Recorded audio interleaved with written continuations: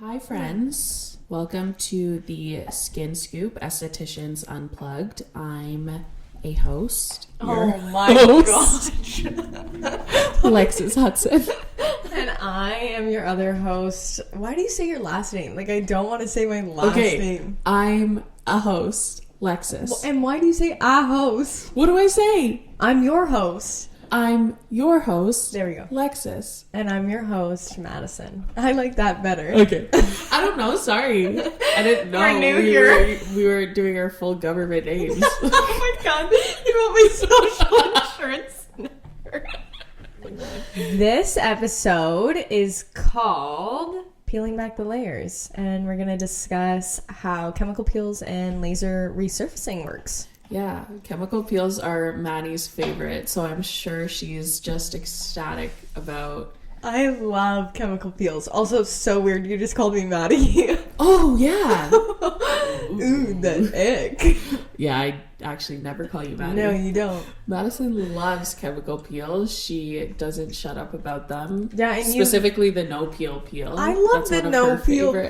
Okay, you like laser resurfacing, so... But I do like chemicals. You have put me on a little bit, I will say.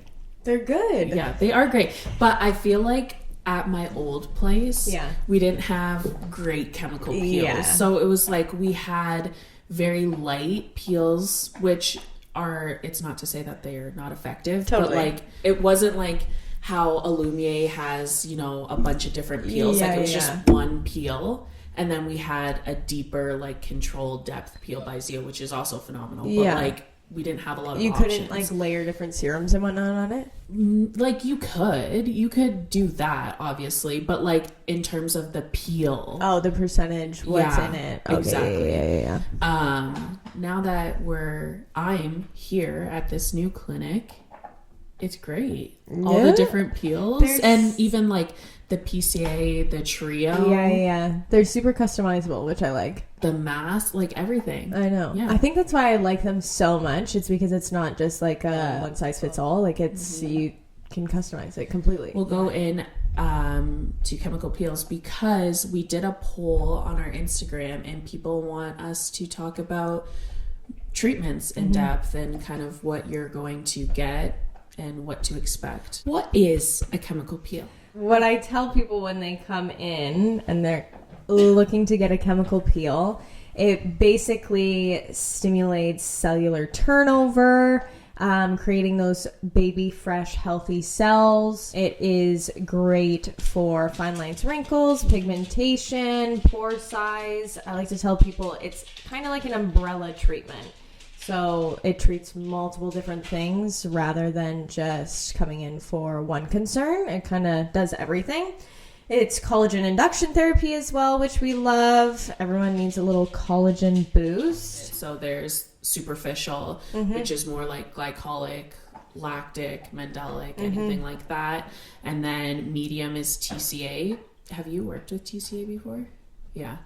And then there's the deep ones, which are scary. Yeah, phenol peel. Yeah. They're scary. I'm pretty sure they're not even provided in Canada. Those are done like while you're under. You have to be on a heart monitor. Some people get put under, some people don't. What? Yeah. That's crazy. Well, I'm sure that they have surface level numbing. Like Pronox too, or laughing gas. Yeah, probably. And like a BLT numbing cream on top. No. Yes. I follow a couple of doctors and derms in the States, and there's one, I cannot think of his name for the life of me, but he is always posting, like he does like lipo and breasts and whatnot, but then he does phenol peels as well and laser resurfacing, and it is so absolutely insane what these peels do to the face. Even some of the like little peeling that you have to cut off and you get flaky, some people are scared of that. So I could only imagine, because this is a long downtime, you're like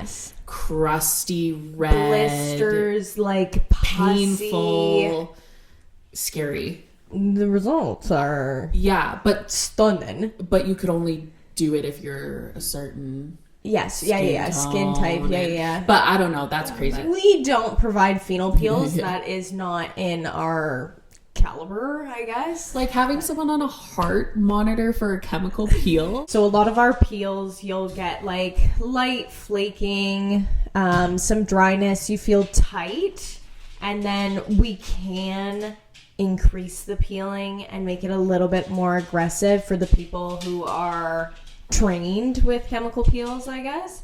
Add different topicals, which is really nice. I love adding retinol on top of my chemical peels for added exfoliation and cellular renewal. I love a chemical peel. This is my jam. They're really great, as Madison was saying. Thank you. Because they treat many different things. So you can do acne, pigmentation, redness, like PIE, PIH, uneven tone, wrinkles. You can do deep wrinkles depending on the peel strength. Really good in a series, but also great for like preps to other kinds of treatments as well. So you can take it many different ways, which is great. I do really like a lactic acid peel or the no peel for rosacea as well. Yeah. Prep with a chemical peel. You just don't want to use your actives for a week pre-peel. I feel like the prep isn't very much. Like, you don't want to be sunburned. Active sores. Yeah, no pregnancy, no breastfeeding. Yeah.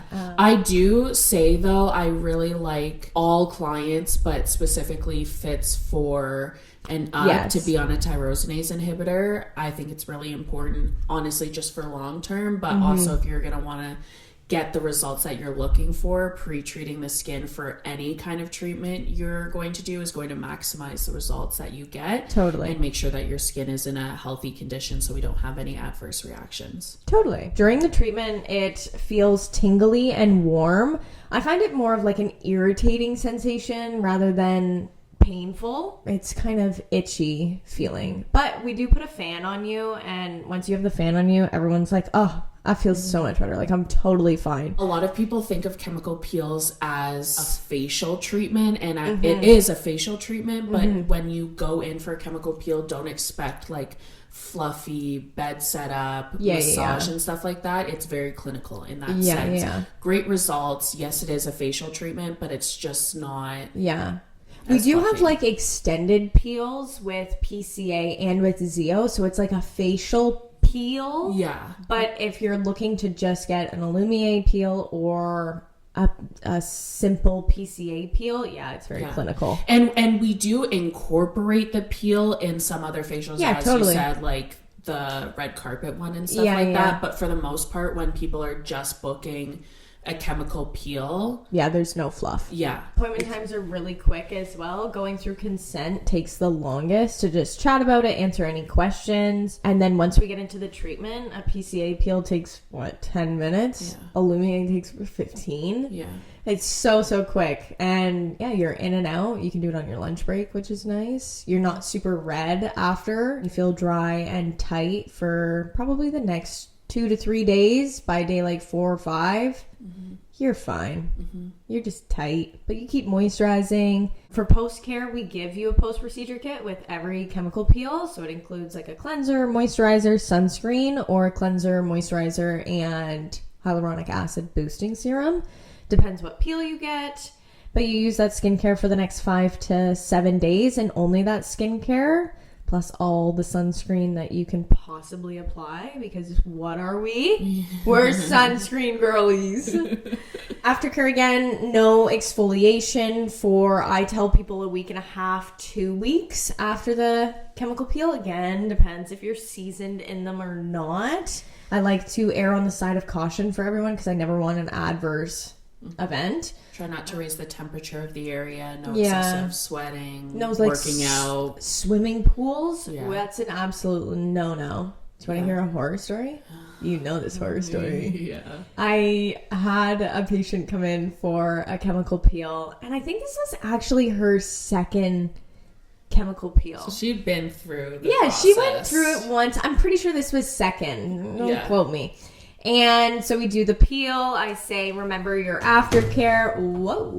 Remember your aftercare. Nothing extremely hot for 24 hours. Don't raise your body's temperature. No swimming. No exfoliating. We don't want to do like chlorine. Most of our peels are self-neutralizing peels as well. Just a little PSA add-on. So you don't want to wash your face for 24 hours after the peel because it neutralizes itself over the next 8 to 12 hours. Okay, now let's go back. ADHD, that's what this is. So we do the peel, go through the post-care again, like I do with everyone, give her a kit, and the next day she goes swimming in a chlorine pool. Mm-hmm. Oh, baby. My heart would drop. Oh, baby. Out in the sun, too. Out in the sun in a chlorine pool. Put her face underneath the water, too. Oh. Playing mermaids. So she messaged me on Instagram and was like, I think I did a no-no. Oh my gosh, I have another chemical peel horror story, too. Oh my God. My clients are bad. Bad girls. So yeah, she messaged me and she was like, I think I might have done a no-no, and told me, and she was like, I'm so dry. It's like so tight. And I was like, well, yeah, girl. Like, what did you expect? What did you expect here? So thank God she was fine. Like the damage was done. So like you can't reverse that once you go into a chlorine pool after getting a chemical peel. Like there's nothing I can do to fix if there's going to be any damage. Yeah, it's in the hand of Jesus. Yeah. Jesus take the wheel on that one. So good luck, babe. Yeah, she messaged me a week later and everything was fine. I just told her to keep using her hydrocortisone cream and like just pray. Pray, like add so much moisture to your skin. Was she fine after? Yeah, like nothing. No, nothing adverse. Thank God. Yeah. So, moral of the story: listen to post-care. And if you are confused, like just message me. It doesn't even matter the time. Like I would rather you message me. I literally than have an adverse reaction or something crazy funky happen. I literally tell patients this all the time. I'm like, if it's 11 o'clock at night, just message me on Instagram. If I answer, I'm awake. If I don't, I'm not. I'll respond in the morning. Don't do anything crazy in the meantime. Exactly. Misconceptions and like things that could potentially go wrong with a chemical peel. Possible adverse events. Yeah. Well, a lot of people think it's going to be like a phenol peel, that your face is going to peel off. Yeah. I had another patient message me the other day and she was like, I'm only like a little dry and flaky. And I was like, perfect, girl. Yeah. Like, I'm so happy for you. Yeah. And if you do want to, we can, and your skin is in a suitable condition for that, and you want to target, deeper concerns or whatever, we can totally do that. Yeah. But we have to work our way up, essentially. Yeah, exactly. And if you don't want to do that, you can still do a light peel and have good results. Yeah, glowy, healthy skin. Yeah. And I think that goes into the misconceptions because some people also get addicted to the no peel. I actually know a person, I'm sitting actually in front of her, that's addicted to regularly doing peels. And I just want to say... Oh my God, send me to AA. You were attacking me this morning. This is fucking crazy. Wow. You just don't want to be you don't want to overuse it, You don't want to use it. Oh my God. Shut up. But honestly, I haven't seen any crazy, like, adverse reactions from a chemical peel. Knock on wood. I think I've seen improper technique done by practitioners. And then in that case, you've experienced that yourself with improper technique. I haven't had anyone have an adverse reaction unless they did it to themselves. There was a couple. Yeah. Someone put retinol on their face too a couple days after a chemical peel, and I was like, oh. But that's not awful because there are protocols where you do that. Totally, but when you're using a retinol that is from the bargain shop, like it's being bad. It's bad. We shouldn't do that. Or your skin can't tolerate it, or like it's not in the condition to be doing that. But I have seen other practitioners do chemical peels and do too much too soon, or do the wrong peel on the wrong skin type, or and like I've seen blisters. We have heard excessive frosting. Yeah, that's because of you like frosting is a good sign. That's an end point you want to see, but once you see it, you stop. You can have hyperpigmentation, if those things aren't applied correctly. I mean, if you're going to someone who like knows what they're doing, no problem. Like, you're good. This goes into like retinol use. People think that it thins your skin. It actually strengthens your skin. Thickens your skin. We'll just shut that one down. Moving on into laser resurfacing. My favorite thing. This is going to pack a punch. Give it to me. The only thing is sometimes it can have a bit of a price tag. I'm a huge fan. Basically, it is using light to remove damaged skin layers or stimulate collagen production. So there's different types of lasers. My favorite is Ultra and Pico. I love those lasers. They're safe and effective for every skin tone, which is really great about them. Which is really great about them? Yes. Which is really great about them. When the brain pauses. That sounded like a run-on, weird kind of sentence. I didn't know. Your brain went, wait. Recompute. I literally just restarted. So that's really great about them. Because I am darker skin tone, I'm limited to what I can do on my skin, and I have pigmentation concerns. So IPL is a huge popular thing for treating reds and browns, but I can't do it on my skin, and someone that is skin type 4 really shouldn't be, but whatever.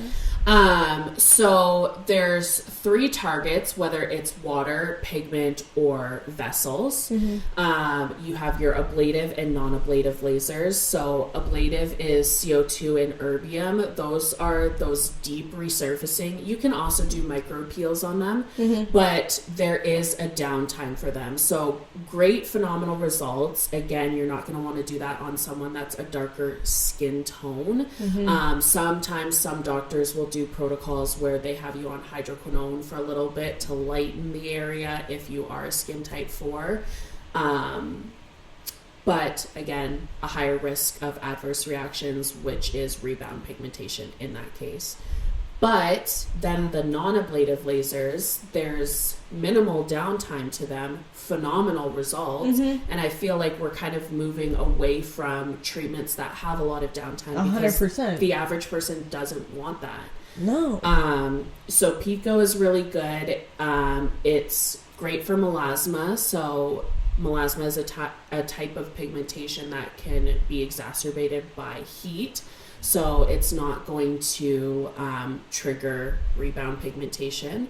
It breaks up the ink into smaller particles and it's flushed through your lymphatic system. It also is used for tattoo removal. And then on the PicoSure Pro by Cynosure, it has a platinum focus lens, and this is kind of similar to microneedling, where it's deeper and it stimulates collagen and elastin. Hot. Yeah. Wow. Phenomenal device. Cynosure, you should definitely sponsor us. Like, all we do is talk about your devices. Seriously, Cynosure is great. Let's go. Lutronic. Come on. Yeah. Their newest, well, not their newest, because I think they're coming out with another device. They are. Yeah. But Ultra is also phenomenal because... And what kind of laser is it? It's a non-ablative helium laser. Helium. It creates little microchannels, little thermal zones, and it's going to stimulate collagen and elastin similar to your microneedling, but it turns your skin into a sponge. So we can treat your skin at a deeper level, which is great, and it pairs really nicely with other treatments. Do you know the wavelength on it? 1927. Okay, yeah, that's what I thought. Yeah. Laser is great. It just has a higher price tag, but you can, in theory, get to your end goal quicker with laser treatments rather than chemical peel. It's like walking and running. Yeah, but if you are doing it for global rejuvenation and stimulating collagen and elastin, then that is going to take a longer time. Typically, all of these treatments are best done in a series of 3. You would do them monthly, and then optimal results are seen 3 months after your last treatment, but they continue to improve, which is great. But it's not an instant gratification thing, so that can be hard. But I have phenomenal before and after pictures with Pico and just laser treatments. We should post some of those. I like that we are doing like ablative lasers, non-ablative lasers, and then chemical peels, because I feel like it's like CO2 is your sprint to results. Yeah. And then we have Fraxel Ultra non-ablative lasers that are your running to results, and chemical peels are like a walk. Yeah, yeah. Prep is basically the exact same as chemical peels. No tan, no excessive sun exposure. When you are doing ultra or you are doing pico, you are allowed to be a darker skin tone. So if it is in the summer and you have a tan, that's fine. But you can't have had excessive sun exposure in the last 2 weeks. So like a beach day or something like that. Yeah. Or if you just went on a trip. Yeah. Absolutely not. After, typically with treatments like Pico, where we're targeting pigments, those pigments are going to get darker, but it's fine. Like, that goes away pretty quickly. We want them to get darker. Yeah, so it'll have two mechanisms. It'll kind of come to the surface and exfoliate off by itself, but the Pico works to shatter the pigment into smaller particles, so it's flushed through your lymphatic system because they're kind of like sand-like granules. Oh, sexual. Yeah, so yeah, downtime is relatively easy. With the ultra, I find you feel a little bit hot. That heat kind of starts to build once you finish the treatment, because I feel like during the treatment it doesn't feel excessively hot. It's because it's so fast though. Like you finish a face in 5 minutes, and then 5 minutes hits, you're done, and you're like, whoa. Yeah. Okay, I feel the heat. Yeah, so you have like a sunburny kind of feeling. Tingles. Yeah, it's very tingly. But it goes away quickly, and you're not like excessively red for a long time. Typically it's 24 to 48 hours. Yeah. With the ultra, you have some kind of like micro crusting. So you can't see it. Like, it doesn't look like you had anything done unless I was right up in your grill. Not even though. Like, yeah. But it feels sandpapery. Yeah. Like, it feels very dry. Yeah. Like I don't think you could tell that I had anything done when you dermaplaned me until you got like so close. You were basically sucking on my forehead. Yeah. You know? Pretty much minimal downtime with most of the lasers that are kind of out now, because we are moving away from that, besides the ablative ones. So phenomenal results, a higher price tag, really easy to get into as well. Like, if you wanted to bypass chemical peels, that's totally fine as well. Tell me about what they treat. I'd love to know. Obviously, I like to use lasers typically for pigments and stuff like that. Like, they are really good, but there's things like laser genesis that just feel like a warm beach day, and it's stimulating collagen elastin. So that's really good for someone that's just looking for global rejuvenation or acne, because it kills the bacteria on the surface of the skin and accelerates the healing process.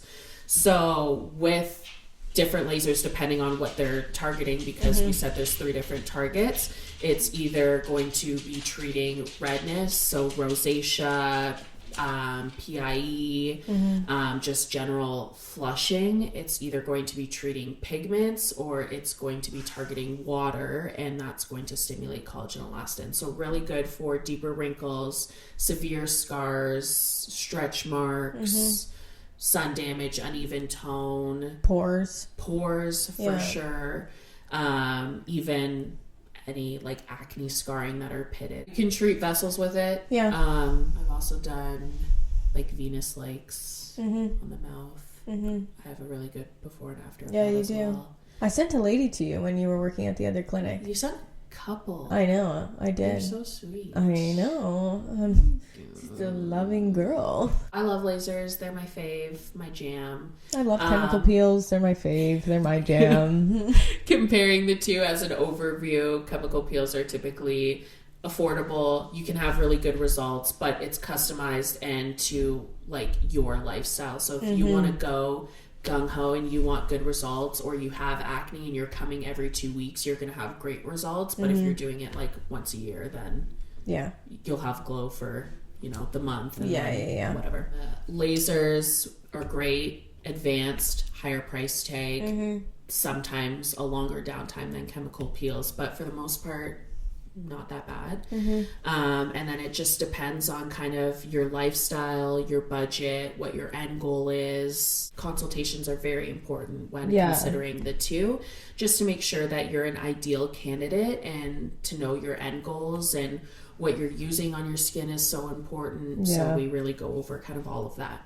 Yeah, always book a consultation. Yeah. Always. Or do a facial, come in for a facial, talk about your concerns. When we ask, what are your concerns? Discuss it with us, and we can come up with a treatment plan during your facial, after your facial, talk about treatments, what you want to do, products you're using, the whole shebang. And then you get a facial out of it too. Yeah, and it doesn't have to be one or the other. Like, if you want to do both, they're phenomenal. And again, we did say that they work really well with each other, whether it's doing chemical peels to prep your skin before your laser treatments, or doing it after you've done a series of laser treatments for maintenance. They're just phenomenal. The only thing I would say is, if you are not using sunscreen, there is absolutely no point in doing these kinds of treatments. I can't stress that enough.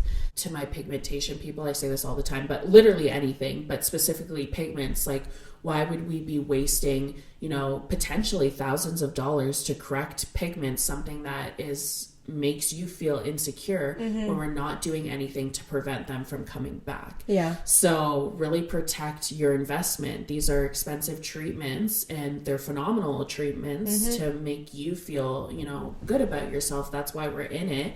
But we want to just make sure that you're doing all the right things at home. Yeah. And also taking pre and post care very seriously when you're doing these treatments, because just because you did something that we told you not to do and nothing happened doesn't mean something isn't developing below the surface, or something won't happen the next time you do it, or you potentially, give false information to someone else. So really, really important to listen to the aftercare if you're looking for results. And sunscreen is an absolute must. Yeah, absolutely. Sunscreen. Let's go. I think we can go straight to question of the day. Question of the day. Have you ever had a chemical peel or laser treatment? And if not, what is stopping you from having one? I haven't actually. Never tried one. Never done one.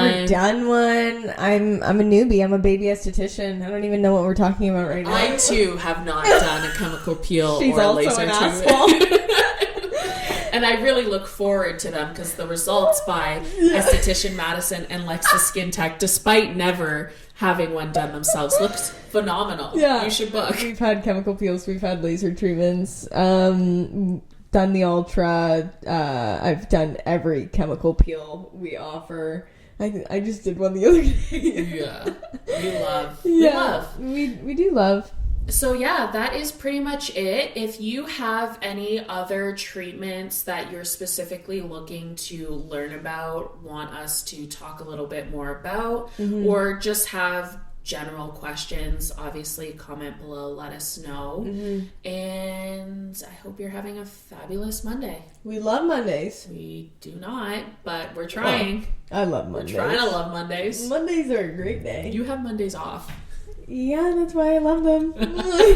Sorry. Thanks for listening. Like, comment, subscribe, share. Yeah, baby, tell us we're beautiful. Ooh. And tell us what you learned. Yes.